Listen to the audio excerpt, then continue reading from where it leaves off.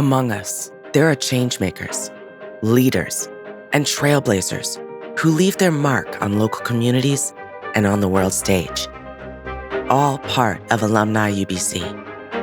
And every year, our numbers grow and connections deepen.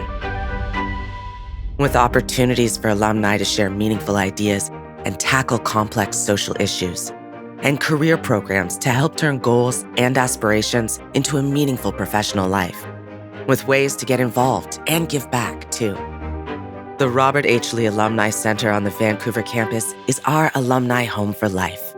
And we network all around the world as well, because connection is at the heart of Alumni UBC. Another great way to stay connected is with the free Alumni UBC app. It's filled with exclusive benefits, including financial services, partner discounts, and our award-winning Trek magazine. Remember, UBC is yours, and through Alumni UBC, it always will be.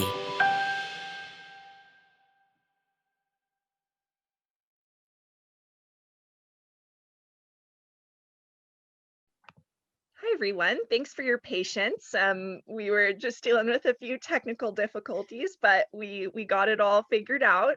And welcome to the first MasterGrads presentation. So MasterGrads is a speaker series hosted by us, the College of Graduate Studies, in partnership with Alumni UBC. And really the purpose of MasterGrads is just to look at the possibilities of where a graduate degree can take you after graduation and into your career, and also chat with alumni and master's and PhD alumni of UBC Okanagan and learn from them and their graduate student experience, their advice, and how their degree and research helped them end up where they are today. So we have Danai with us today. She is a Master's of Education alumni. She graduated in 2018. Okay, so with that, I will hand it off to Danai and I'll let her introduce herself. Hi, everybody. I hope everyone can hear me okay. So my name is Danai Belanger. I am a UBC Okanagan grad, proud grad, and I also work at UBC. I'm currently an international student advisor in the International Programs and Services Office. I graduated with my Master of Education with a specialization in diversity in 2018. I've been working in international education for over a decade. Basically, what I do is I help welcome international students and help them transition into life at UBC, life in Kelowna, life in Canada.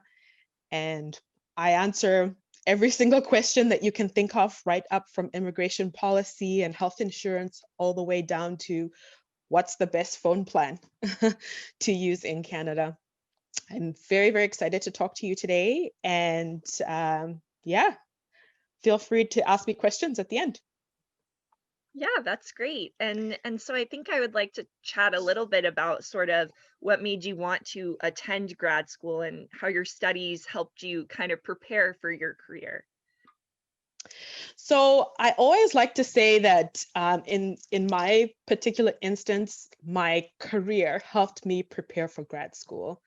I think this is common for a lot of Master of Education students, is that they've worked for a little bit and then they come back and they get an advanced degree. So I graduated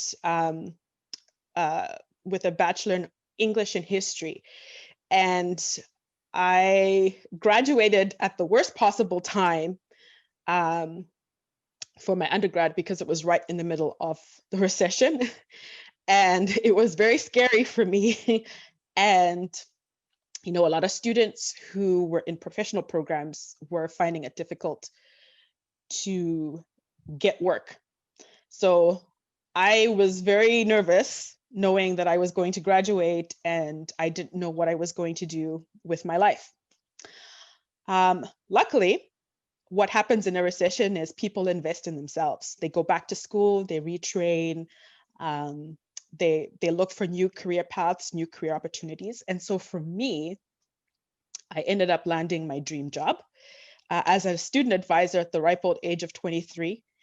And that essentially got me into the international education sphere. And I started to work with students and newcomers into Canada, helping them transition and adjust. And it was through those experiences that I had where I began to develop what would eventually become my research question, which is, how do we build community? And so by the time 2015 came around, which is when I started my program, I knew I was ready to explore this question more, because I wasn't getting all the answers that I needed in my professional environment. I knew that I needed to go to school, do some research, figure out what all the literature was saying about community building and the role that leadership played in that. I wanted to interact with some of the greatest minds in the world. I wanted to interact with people like me, other professionals who were asking the same question and weren't really sure about how they were going to develop solutions to community building, particularly on post-secondary campuses. So that's really kind of why I wanted to go back to grad school. And I chose UBC for 3 reasons. The first reason was I was living in Kelowna at the time, and I wanted a program that was flexible, that I could do on weekends and in the evenings and on kind of on my own. And so the Master of Education was perfect for that. The second reason was I really had an interest in my local community. And I wanted to be able to take the research that I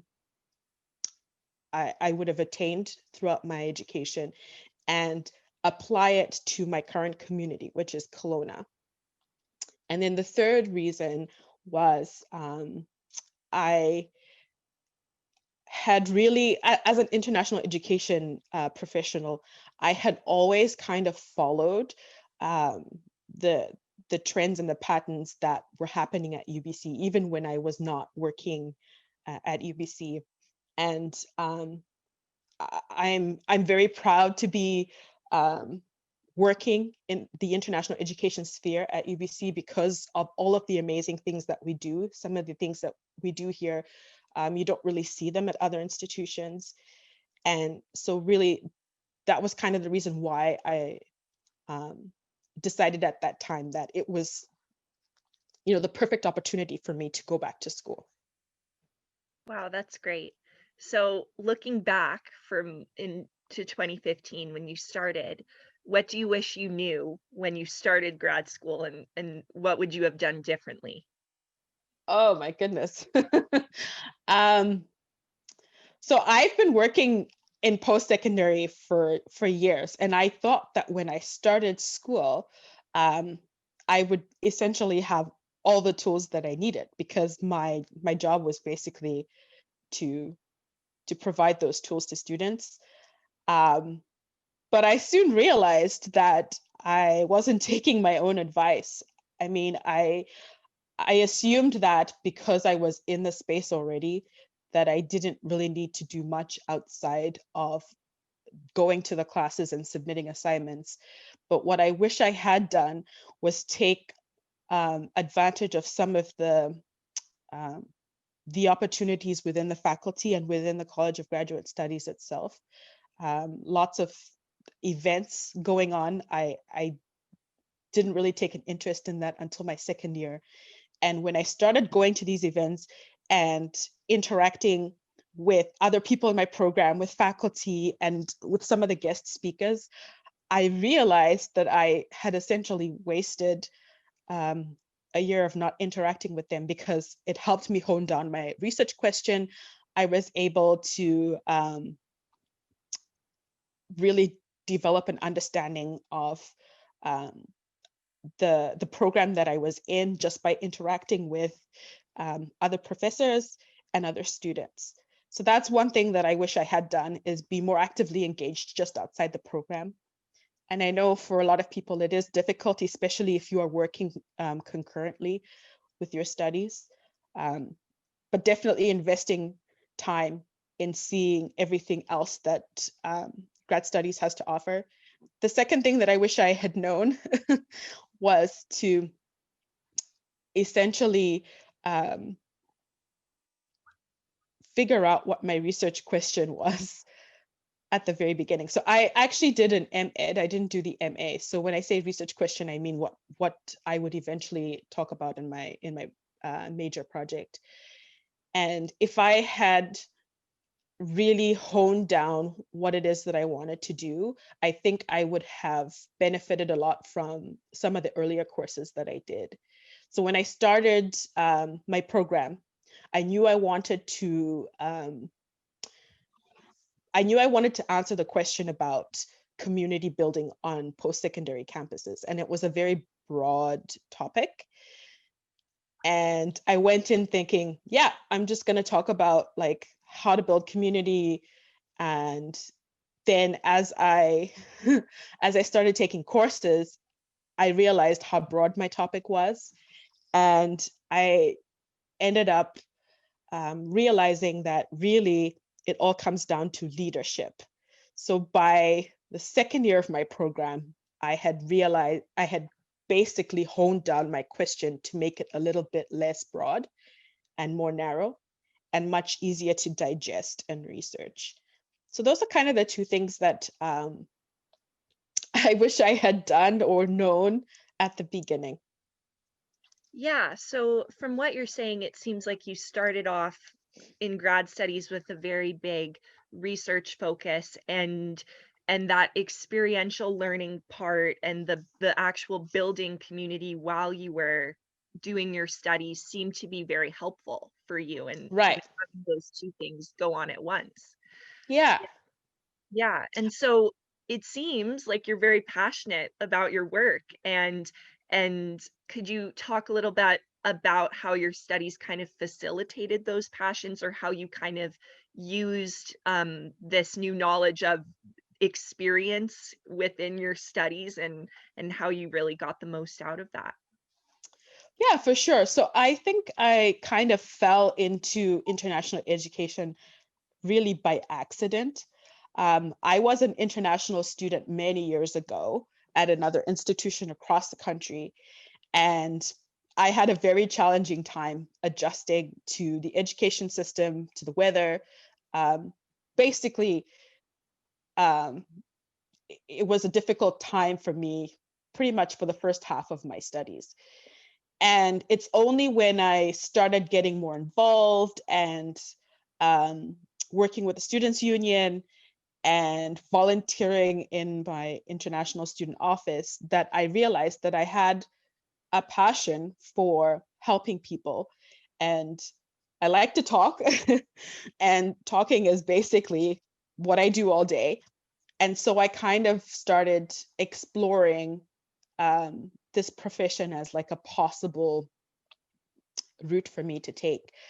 However, like I said, I graduated in the middle of the recession. I didn't really know um, whether I could get into this, but because a lot of institutions at the time were expanding their programming, they were looking for more staff to um, help facilitate this expansion. I was very lucky. I got an opportunity right away in this particular field. And I think my own lived experience and personal experiences have really propelled me to develop a passion for the work that I do. And everybody always says if you want to go to grad school, be sure that you have a passion for the work that you're doing, because you're going to be doing it a lot. And I think for me, because I was already in the field that I wanted to be, and I already had a passion in what I was researching and what I was learning about, and um, just the opportunity to interact with, you know, uh, people like Sabra and Chikanowski and Phil Balkin, great faculty members.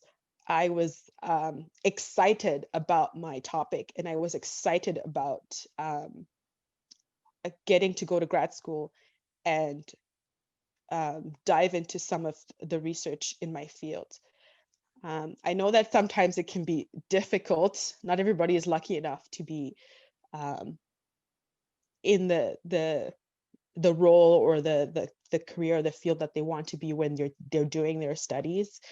But I think if you can find something within that within your studies that you're passionate about, it can really propel you to do very well at school. And yeah, so for me, I think my passion comes from my own lived experience, from the fact that I really do enjoy what I do, and just the opportunity to do it at an institution like UBC is pretty good. Yeah, because it's one thing to study at UBC Okanagan, but then to continue your work, you must have a passion for what you do on this campus as well. And so what makes this campus, I guess, the place that you would want to be, or what makes it different? So I think for me, I've lived all across Canada. I've lived in Newfoundland, I've lived in New Brunswick, I've lived in Ontario, and now I'm here in Kelowna, BC. And I've really seen the full gamut of the Canadian experience. And I think that what excites me the most about the Okanagan, and particularly UBC Okanagan, is the fact that we're in a rapidly growing community. I remember when I moved here, Kelowna looked very different than it does today. And I'm very excited about the change and the diversity and the growing multiculturalism here. I'm very excited that brilliant students all across the world are choosing to come here, and are investing in our own community. As a community member myself, I want to play an active role in attracting those students and encouraging them to, stay here and contribute to our community. I find that sort of work really humbling. And I think what makes it really special here in Kelowna is our size, and the fact that we are still working towards all of those goals of fully integrating our students, developing programs and services that can accommodate every type of student that you can possibly imagine. So for me, that makes the difference about working here. When I started my job as an advisor, I moved to a small town in rural New Brunswick. I think it was about 5,000 people there, and half of that population was the university. And I was one of only 2 people of color in the entire staff. And I was basically tasked with this mammoth job of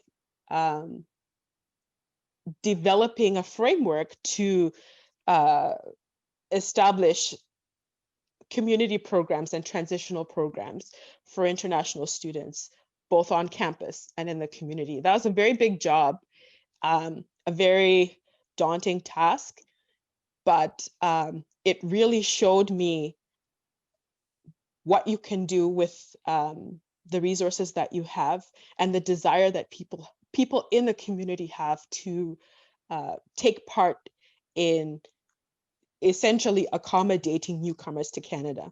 And so I think that that's already happening very well here in Kelowna. And, as UBC is the largest multicultural community in the Okanagan. And so we're kind of like taking a lead in that field. And we need to be able to innovate and constantly work towards building that sense of community within students as well. So that's what really, really drives me. That's what really gives me the passion every day to do this job. Wow, that's great. So obviously we're in a remote semester, and this is very unprecedented, and not a lot of us thought that this is how we would be having these kind of conversations. So how do you think that sense of community for international students or for students of UBC Okanagan can be fostered in this online remote environment, and how has that changed the way that you do your work? Hmm. Well, so again, this has been an unprecedented year. I'm currently on month 11 of a 12-month maternity leave, so I'm um, I guess I haven't been in the trenches with my colleagues, but I do know that this is a tough year. It's just unusual, it's unexpected, and it's challenging. It's challenging for everybody right now to feel connected in the world, not just on campuses. Even my little 4-year-old and is struggling without that constant interaction. But what I do know is that, particularly from an international student perspective, um, coming to UBC is like being physically on campus is one of the reasons why people want to come here. And it's not just international students, it's all students, right? But being on campus gives you a sense of community. And because we cannot do that right now, I imagine that for a lot of students, it is tough to feel like you are part of um, a collective identity. And I think it's forcing a lot of staff and faculty and students as well to really reassess um, how they communicate and how they interact with each other. And I know that a lot of professors are trying really hard to kind of replicate that sense of community, whether they're doing more check-ins, whether they're creating virtual open houses, just trying to be more available and more flexible with students. I think all of those little things help.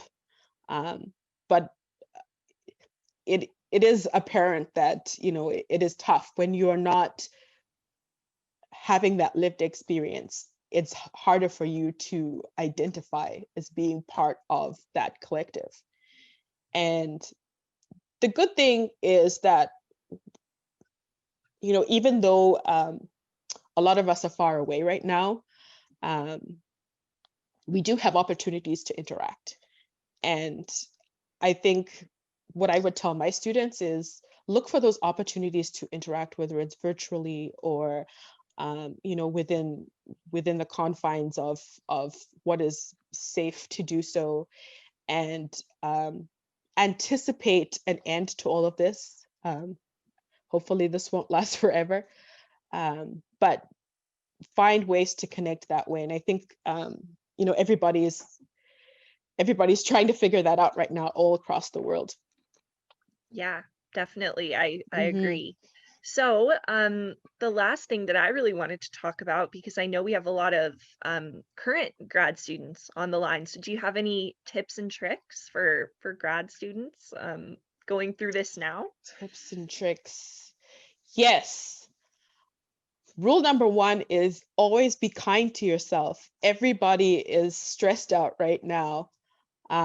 Grad school is stressful enough without a global pandemic knocking on your door. So I always like to say to my students, be kind to yourself. You are your first investment. Make sure that you are connecting with your supervisor, with advisors. Use all the amazing resources that we have on campus. As students, we're lucky to have access to counseling. We're lucky to have access to our supervisors. We're lucky to have access to spaces where we can work out and, essentially get out of our house. And so creating boundaries between having to be online in front of a computer, in front of a screen all the time, and, um, doing things outside of that can be challenging when everything is being done online. So be kind to yourself and take care of yourself. And also seek help. I found my first year of grad school very lonely because I figured I didn't have to interact with people or go to any socials or go to any speaking events or anything like that because I was kind of working in the field already. But that wasn't really the case. I was experiencing things from the other side. And so if I had um, tried to do more things within my faculty, I think it would have made my first year quite a lot more rewarding, I guess. Okay. Well, I think those are great tips. And with that, I will open it up to questions from the audience. If you have any, we can chat about or what Danai has said, or about experiences of being an alumni, possibly, or if anybody has any questions, you can pop them in the chat or turn on your video and ask them that way. I'll leave it for a minute and we'll see.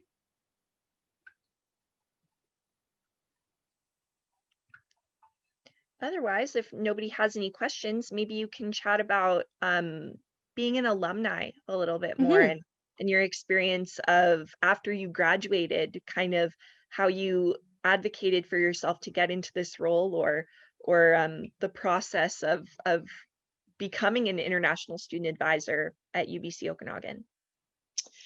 So when I started my program, I was working for Okanagan College. And after I completed my program, an opportunity came for me to work at UBC. And I think being able to show that I had personal experience being a UBC student really helped me to get into this role that I now have. Being a UBC alumni is more than just a name on a piece of paper. It's essentially um, a symbol of hard work. You know, when I talk to students who are struggling or are not having the best time with their studies in general, I always tell them about, well, I always remind them that they made it this far. They're in a very good school. It's not easy to get to this point. And the fact that they are here and that they managed to get this far is a huge accomplishment. And when you graduate, you're not just graduating with a degree from UBC, you're graduating with all of the knowledge, the experiences, and the resources that you that are afforded to you as a student. And a lot of I worked for a lot of institutions, and I know that the experiences that you get as a student are not the same everywhere. And it's important to essentially take advantage of all of the experiences, all of the resources. And when I say resources, I don't just mean like, getting a free bus pass or health insurance. It's like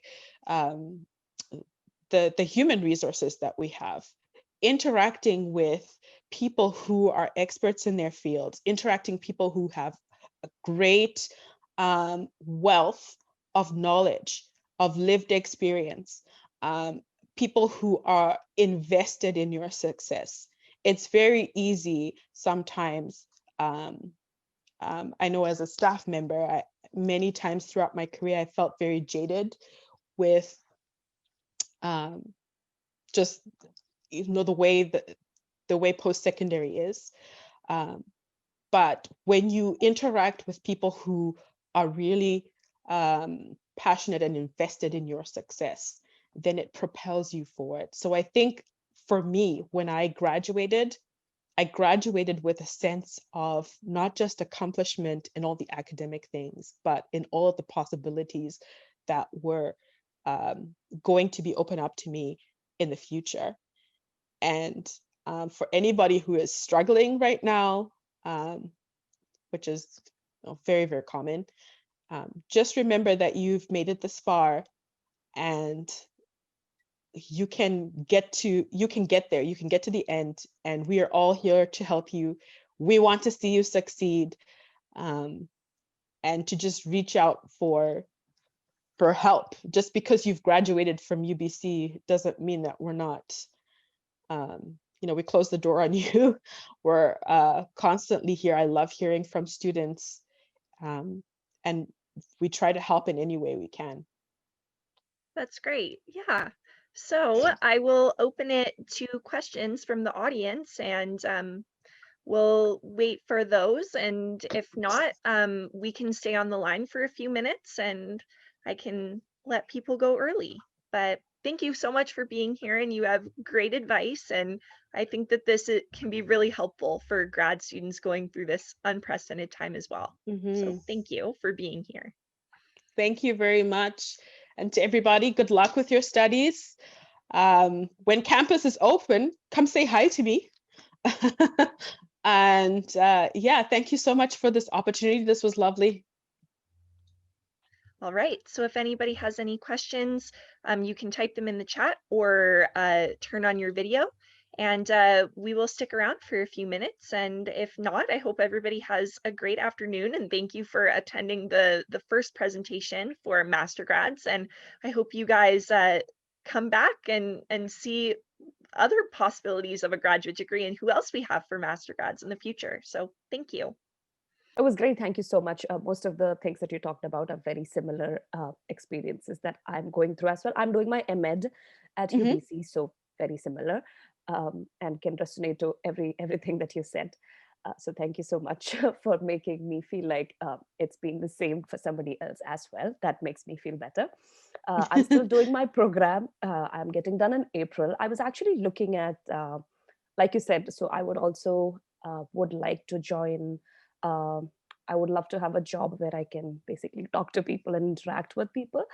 But I don't know. So the thing is, I was looking at Okanagan College. I was looking at different places. There are openings right now, but then I'm not sure if I should be applying right now because I'm on my student visa still, and I'll finish only in April. So what do you think would be a good time to start looking and actually applying? That is a very good question. And my personal advice is, in your final, when you're reaching your final stretch, let everybody know that you're looking for a job. That's how I found my first job. At the time I was working in the Students' Union. I was working for the equivalent of the international programs and services on that campus. And I was essentially telling everybody that, this is my plan. I'm hoping to get into this field. And what actually happened was that first job that I got that kind of propelled me into this field was a referral from somebody I had worked with as a work-study student. And had I just waited until graduation to kind of put it in everybody's ear that this is kind of where I was going, I probably wouldn't have, it probably wouldn't have been in that person's mind to send that posting to me. So that's one thing you can do. The second thing that you can do is keep looking at those jobs that are coming up, because you'll be able to see a pattern of what people are looking for in your field. You'll notice trends in job descriptions. If you are interested in working in post-secondary, it's very, very good for you to look at those job descriptions, even if they're not in Kelowna, for example. If you were looking further afield, so that you can see what different institutions across the provinces are looking for, because that should kind of guide you in terms of what you need to meet those requirements. The other thing is, if you have connections on LinkedIn who are in the field already, look and see what their trajectory is like. Look and see what their education history is like. What degrees are they taking? What certifications are they taking? Who are they working for? Do they have, is there a way that you could set up a Zoom call to kind of like do an information interview? Who do they have within their connections? Like, those are all things that you can do now, because the more of that kind of research that you do, the more prepared you're going to be when it comes time for you to actually look for that job. There's no harm in looking at job descriptions, and if you feel like you have the qualifications, you're certainly welcome to apply. The challenge is if you I don't know if you're a domestic student or an international student, but if you're an international student, there you have to obviously think about, can I work full time? What kind of documentation do I have to be able to work full time? That sort of thing. And another thing that I always like to tell international students is, do not be deterred by job descriptions that say that they're going to give preference to permanent residents and Canadian citizens. If you can sell yourself to an employer, basically tell them that you understand what the process is for your work permit, and basically give them a sense of security that you want to invest your time in an organization. There's no reason why you can't apply, unless it specifically says only Canadian citizens, which I don't think they can do that. But don't be deterred by that, because when I started, I was just like you. I had a work permit, and I didn't know what my plan was at the time, but fortunately I fell in love and decided to stay. So don't be deterred by that. Cool. That's great. Thank you. We do have a question in the chat, and they say they feel like they're being battered by assignment after assignment. And so they're wondering, is masters always this difficult to manage, because they feel like moving online has made things go faster? And so maybe you can chat about just like time management in a master's degree, or how you navigated sort of the difference between undergrad and graduate, because there is a difference, and maybe how you dealt with the workload. Yeah, so I did my master's while I was working full time. I had my 9 to 5, as it were, and then in the evenings I'd do 30 minutes of dinner, and then I would be at my program, and it was very challenging. And I think for me it was even more challenging because in 2016 I got pregnant and I had a baby, and so I had to juggle all of these new challenges, I guess, with my schoolwork and transitioning back to work and all of that. And what really helped me was meticulous planning. So when I took some time off to have my baby, but when I came back, I knew that I would be working full time. I'd have an infant at home, and I was going to be taking these courses to finish my program. And what I did was I sat down, I looked at all the course requirements that I needed to do, and I figured out which courses I was going to take when. And I basically locked it in my mind. I said, I'm going to have to take these courses at this time, because if I don't take these courses at this time, it's going to mess up my timeline. So that was the first thing I did. The second thing I did was I spoke to my supervisor, and I explained to my supervisor, some of these things in my personal life that were, so basically that I have a baby now, and I'm working, and I'm having to figure out which courses I need to do to complete my program and all of that. And it was great because we essentially mapped out a plan for finishing my courses, which courses I would take when. And my supervisor actually was able to tell me which courses would be a more difficult load and which ones would be slightly less. And so that really helped me. The third thing that helped me was I tried to be 100% present in my courses. And by that, I mean not just attending class, but basically being in class and trying to soak up as much information as I could, and then not falling behind when I got home. Like if I had an assignment, I would be like, okay, I'm going to do the first bit of the assignment straight after class while it's fresh in my mind. And then I'm going to work towards the other half to meet that deadline. And that really helped me because when I started doing my assignments right after my class, like starting them, when I had to come back to them, I would think, oh, okay, well, I've already done some of it, so it's not that bad. I'm not like serious. I'm not starting from scratch. I'm not having to do all of this like 4 days after my class. So that's another thing. Also, I would also recommend talking to your profs. And, you know, a lot of grad students have a lot going on. You know, some of us have families, some of us work, some of us, you know, are dealing with all kinds of things. And so, you know, professors are understanding, you know, that they want you to succeed. They want you to do well. So have conversations with them if you need extra time, if you need, you know, you need certain concessions. They're there to help you with that. So don't be afraid of approaching them and having that conversation. I think those 3 or 4 things are what really helped me. Another thing is find a buddy. If you are taking classes with the same group of people, try and, you know, connect with somebody in that circle so that you keep each other accountable.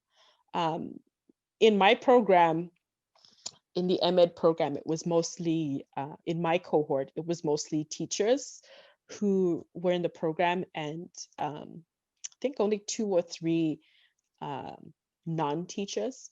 So I was really good friends with the non-teachers because we had a lot in common. Like we weren't exactly, you know, teaching a class every day, but we were able to connect in class. We were able to, you know, pick courses together. We were able to help each other with assignments, and it really helped us to stay accountable and just to help each other out. So those are the things that I would recommend. I don't know if that helps, but They yeah. responded in the chat. Those are handy insights, huge help. Thanks a lot. So very good tips, I think. And yeah, with that, I just want to say thank you again. And you gave some very sage advice. And thank you all for attending. And if anybody has any other questions, we can stay on the line for a few minutes. And otherwise, thank you for attending. It was a pleasure. Bye, everybody.